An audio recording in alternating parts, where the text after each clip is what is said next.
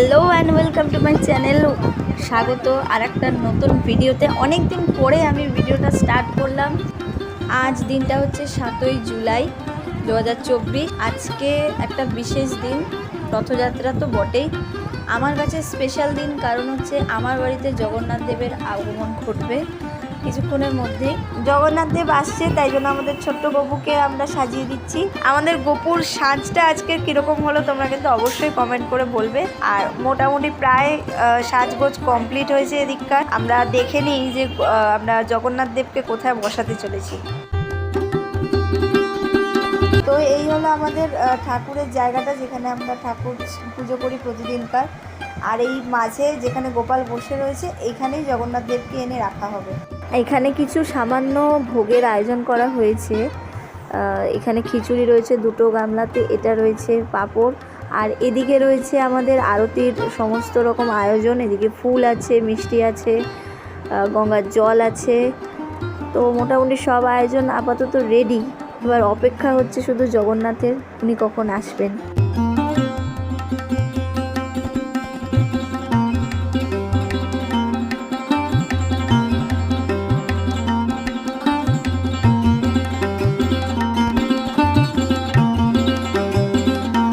এইখানে জগন্নাথ দেবকে প্রথমে রথ থেকে নামিয়ে রাখা হবে এইখানে। তো এই জায়গার মোটামুটি সাজগোজ কমপ্লিট হয়েছে। আর গেটটা যেখান দিয়ে জগন্নাথ দেব ঢুকবেন, সেই গেটটা একটু সাজিয়ে দেওয়া হয়েছে।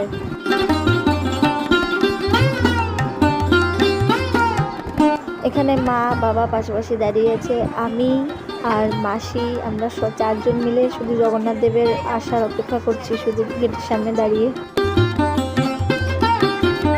জগন্নাথ দেব আসবে বলে আমরা সবাই এক্সাইটেড।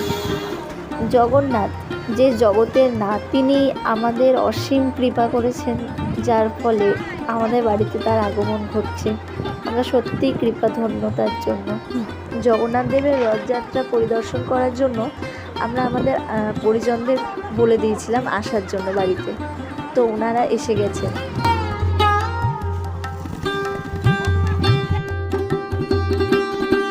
আমি বাড়ি থেকে একটু এগিয়ে গেলাম, যেহেতু আমি রথটা একটু টানবো বলে, আর তোমাদেরকেও আমি ভিডিওটা দেখাবো যে রথটা আমাদের কিভাবে আসছে। তো দেখতে থাকো।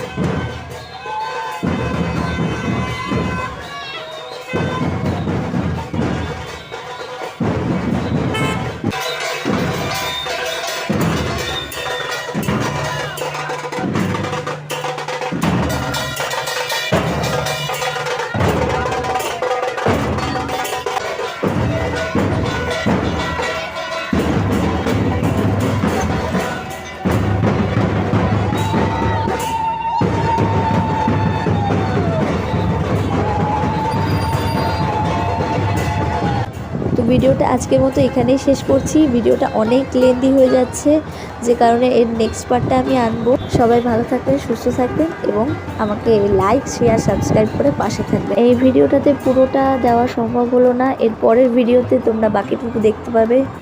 খুব শীঘ্রই এর সেকেন্ড পার্টটা আমি এডিট করে আপলোড করব।